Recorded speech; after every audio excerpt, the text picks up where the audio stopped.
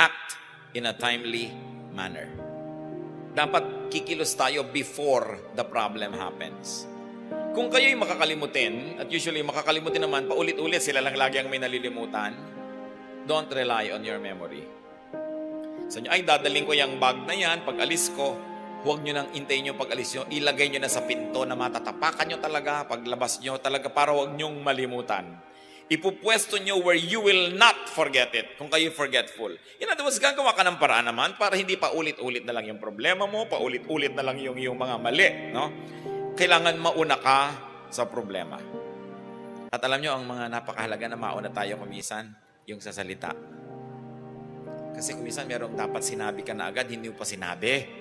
No, may nangyari tuloy. Ngayon sinasabi mo, hindi ka na pinaniniwalaan kasi after the event na yung pagsasabi mo ng isang bagay. Sinabi mo sa asawa mo na halimbawa, binigay ko kasi ang mga savings natin sa nanay ko. No? Kailangan sabihin mo yun bago niya malaman.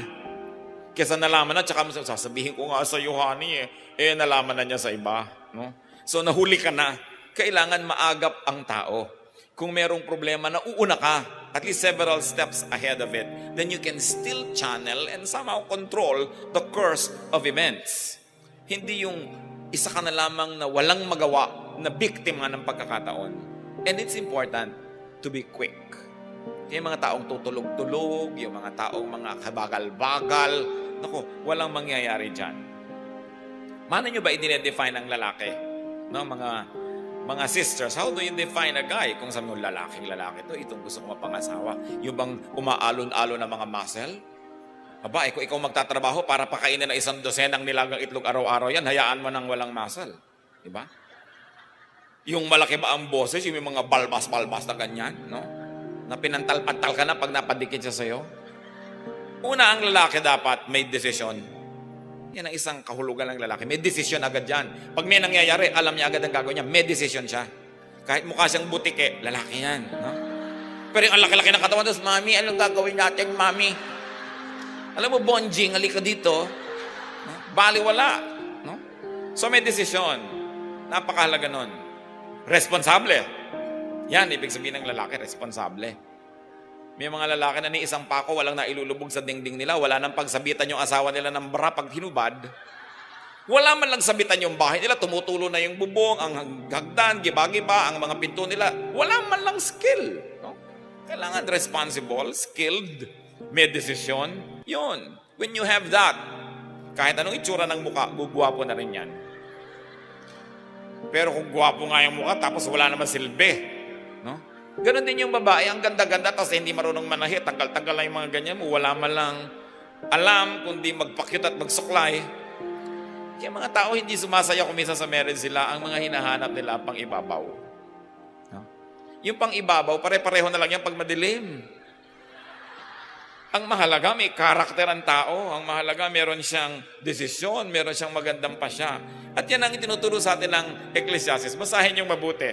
Ang dami-dami nating makikita, kahit pasabihin mo na, ay, huli na, nag-asawa na ako, may partner na ako, mai-improve pa rin ang mai-improve. Kasi ipinapakita din yung nature ng tao. At kung paano tayo makikiayon, makikisalamuha, at makikipagmabutihan sa ating kapwa. So, kailangan timely manner. Napakahalaga na mabilis kumilos ang isang tao, hindi yung kebagal-bagal, parang slow motion. Listo. Yan, mahalagang karakter. Yan namang hinahanap nyo sa mga pangasawa ninyo. No? Hindi yung mga looks lang.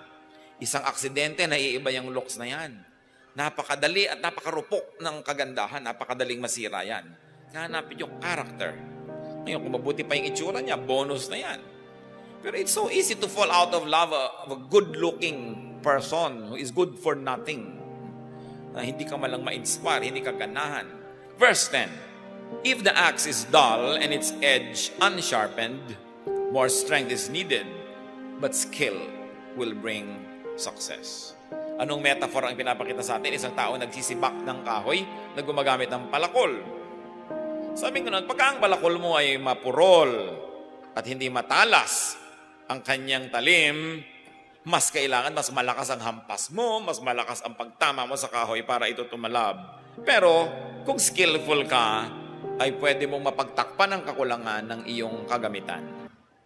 For obvious reasons, sabi nga nun, if you use a dull axe, expect to work harder. Anong application niyan sa buhay natin? Kung kayo mamimili ng empleyado, mamimili ng kasama sa buhay, mamimili ng kapartner, at ang napili nyo, alam nyo namang mapurol, mag-expect na kayo that you have to work harder. Halimbawa, kadalagan yung tao, umiibig kayo sa isang lalaking umupo-upo lang, alam mong pagkatamad-tamad at nakahuyaya lang, nakahalos tumihaya na lang ng tumihaya, nakaupo lang hindi mo alam kung nakahiga o nakaupo. Yan daw ang mga palatandaan ng mga batugan. Siguro, once in a while may exemption. Pero ang lola ko, pag may naliligaw sa mga kapatid ko o mga pinsan ko na ganun umupo, nako anak, lumayo ka sa lalaking yan. Yan agad na sasabihin. Sa pag-upo lang yung nakikilala mo ang tao. Alam niyo, mga matatanda sa experience, marunong na yan na tumingin. Well, kung in love ka pa rin, expect to work harder. No? Dahil sabi, dalyang napili mo . So tayo man mga kapatid, kung meron kayong, nagtataka ako, may mga kusina, 4, 5 ng ganyan bago maputol yung talong, hindi man lang ihasa yung mga kutsilyo nila. No? May mga gripong halos wala nang lumalabas, hindi man lang nila tanggalin yung mga bara. Kontento na silang mahirapan. Samantalang pwede naman nilang ayusin ang kanilang environment. At may mga nagkukulambo na ang baba-baba ng tali at hindi taas-taasan para hindi nakadikit sa iyong pagmumuka. May mga kawali na lagi ka nalang napapaso, hindi lagyan ng tangkay na kahoy. Ang daming bahay miserable, mga timbang walang handle, ang mura-mura naman na bumili ng kapalit noon, kakakawak mo na lang, nakuba ka na. So maraming buhay miserable just because people don't improve their environment. May mga bahay, iisa ang tabo. Tabo sa lababo, tabo sa banyo, tabo sa paglalaba. Yung tabo, nag-aaway-away na dahil sa tabo na ito. Ang mura-mura, hindi damihan. Things like that, no? Ang dami-daming mura naman pwede niyong damihan. But it's a mindset . Because there are people who don't even think of improving their lives, though they can very well afford to do so. Mga bahay na dadalawa ang doormat, laging basa, wala kang pamalit, pag kami natapon, paano ba ang mura-mura ng doormat? No, kung meron kang 15, 20 nakastack dyan, feeling rich ka kahit na ang mura-mura nun. So sabi niyo, if the axe is dull and its edge unsharpened, more strength is needed. So, ganon din ang pagpili ng karir. Pag hindi nyo gift, then you are dull. Then you have to exert more effort. So if you want to get the most out of life, operate in your area of strength. But if you insist on operating in your area of weakness, just expect to work harder. At sa mga pumipili po ng mga workers, mga empleyado, mga tauhan, you've got to pre-screen your workers well, your partners, even your spouses. Because if they are dull, you have to work harder. Kaya bago ibinibigay ang ating commitment to somebody, dapat nag-iisip ka mabuti. O kaya, just accept the consequence. Be ready for the consequence kasi pinili mo yan . But very importantly, brothers and sisters, sharpen your axes. Improve your skills. Improve your systems. Improve your tools.